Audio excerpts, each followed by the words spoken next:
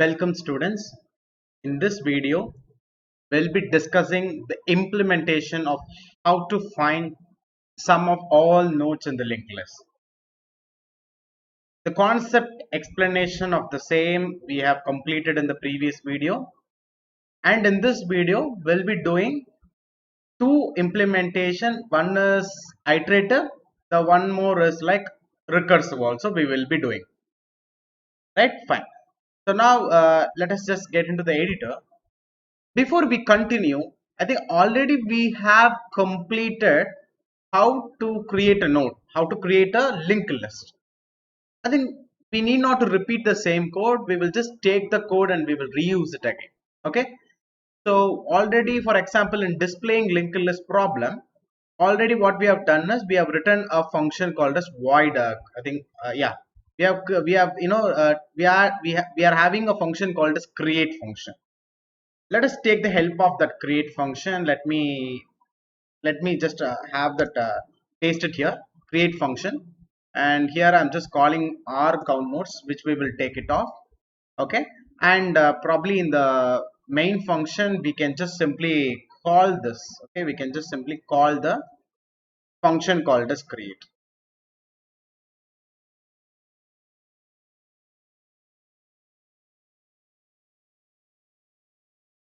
Okay, we are calling create function, and okay, create function is not taking anything, but for memory allocation we should be using stdlib, which we will include stdlib.h.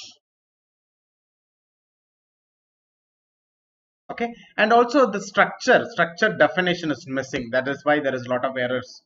Okay, so the structure is struct node followed by the block, sorry, 1 minute, followed by curly braces, then integer data, followed by struct node star next. Okay, then a semicolon to end the structure. Right, see, now everything is fine. So we have a function called as create, which is used to create a linked list. So this will automatically create a linked list. Right, fine. Now it is time for us to write a function with void as a return type. Function name is sum of, okay, let us have sum of nodes. Okay, or sum of linked list, ll. Okay, fine. So what is the data that this function require? Actually this is actually iterative approach implementation. Okay, this is the implementation of the iterative approach. And what is the data that we require to start summing up all the elements? We want to know the address of the very first element. So the argument of this function have to be struct node star temp. Okay, fine. So when you calling this function, you have to be passing the address of the very first node in order to start the process. So to sum all the elements, we want a variable which is going to store the sum of all the elements. So let us take a integer variable called a sum, and let us initialize it to 0. Let us initialize it to 0. Then we need to do traversal. We need to traverse over the entire linked list in order to add all these elements that we have already discussed. This is the linked list that we have taken. We need to traverse, we need to visit all the nodes to access the data member and add it. So how to move from one node to another node, that already we discussed, that we have to move to temp of next. We have to take the address temp of next and we have to store it back in the same pointer temp. So when this line is executed, then the temp pointer will move from one node to the next node. But traversing the entire linked list is not moving from one node to other node. Okay, it is like moving, it is just visiting all the nodes. Okay, it is just traversing, means it's visiting all the nodes. So you are not going to move only for one time. So this temp equal to temp of next have to happen for multiple times. So let us write this temp equal to temp of next statement inside a loop.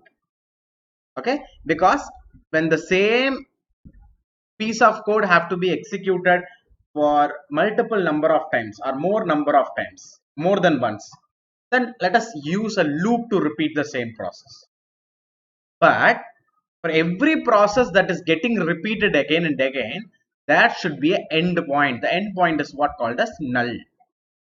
So when the pointer is taking null and storing it, then we have to stop it. So inside while we have to be providing the condition temp not equal to null. So if the pointer temp is not referring to null, then we can move from one node to another node. Suppose if temp becomes null, then there is no other node to move hereafter. So stop the process. Don't execute temp equal to temp of next. Okay. So before moving from, that is temp equal to temp of next will take you to the next node.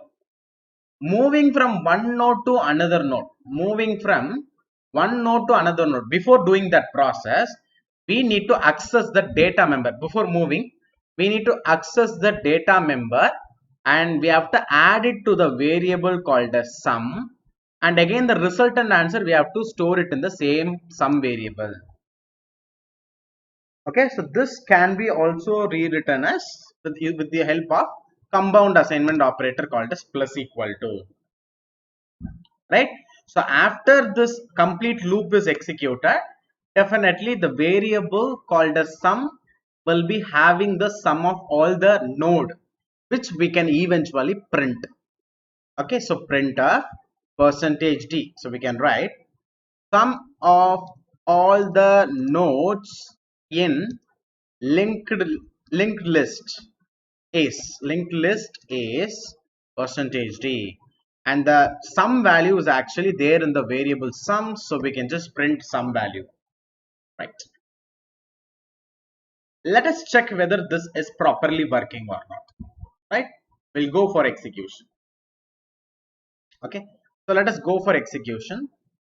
gcc-o hello, and then this is probably like the name of the file is actually sum of linked list. Let us check no syntax error. So we can go for execution. It is waiting for input. Let us provide 12, 23, 34, 45, 56. Let us check what. So we can just finish it off by giving -1. And now we will check the sum of all this element. What should be the sum? 12 plus 23, 35. 35 plus 34, 69. 69 plus 45. 69 plus 45, 114. 114 plus 56 have to be 170. Okay, fine. It is not, getting printed. Okay, fine. Okay, yes, we have not still called this function sum of LL, right? Okay, so after inside the create method, after creating a linked list, we should have called this function sum of LL, and we should have passed the address of the very first node. The address of the first node is available in the pointer first. Okay, let us save it now, and now let us again do the same process. Okay, we'll just copy down the inputs actually. So the answer that we are expecting is actually -1. I think we have not still compiled it again. Right? When there is a change in the code, then we have to again compile it back. Okay, so I'm compiling it in back and then executing. Let us go with all this input, then finally with -1. So sum of all the nodes in linked list is 170. Okay, which is eventually the expected answer. Okay, so the expected answer is 170. Okay, so the iterative approach of summing up all the elements is perfectly working. But let us also try with the recursive approach that we have discussed in the previous video. So this is the recursive approach that we are using. A recursive approach that we are using. Right, fine. So let us write a function with the return type integer, and the function name, let us take it as r sum of ll. Okay, recursive approach, and the argument is going to be a pointer temp to receive the address of very first node. Okay, now this recursive function should be, there should be a base condition, and the base condition is if temp, if a temp is equal to null, then we will be returning 0. I think already in the previous video we discussed about this. Then coming to else condition, there will be returning the recursive call. Okay, the recursive call of the same function by passing temp of next. Instead of temp, we will be passing temp of next, and we will be adding temp of data along with that. And this working process that we have already seen. Okay, so now coming here to create method, instead of calling sum of ll, call or sum of ll to initiate the recursive function, and let us have a variable ans to receive the answer, because we are not going to print the answer inside, we are going to just return the answer. So the final answer which will be returned again to this place, which will be assigned to ans variable, which we can now actually print. So print sum of all the nodes in linked list is %d, comma ans. Okay, comma ans. Let us save it.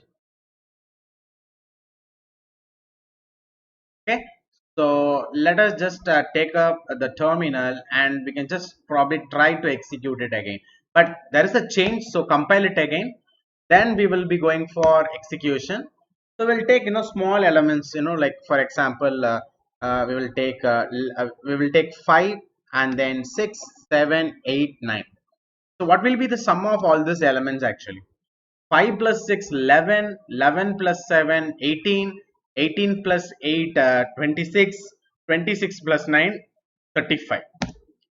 So sum of all nodes in linked list is 35. So recursive approach is also working very fine. But I told you that there can be one more difference, one more way of also writing it.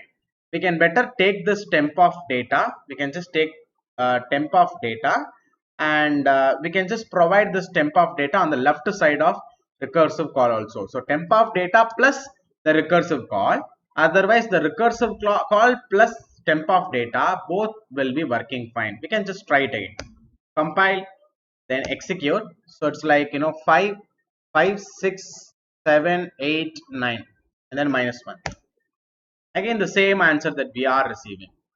Sum of all nodes in linked list is 35. Right? Fine. So both the recursive approach and the iterative approach both have been successfully implemented in this video. Right? So thank you students. In the next video, we'll be discussing about the time complexity and space complexity of both this iterative and recursive approach, and we will be clearly comparing both these things, and we will be doing analysis. Right? Hope to meet you in that lecture. Thank you.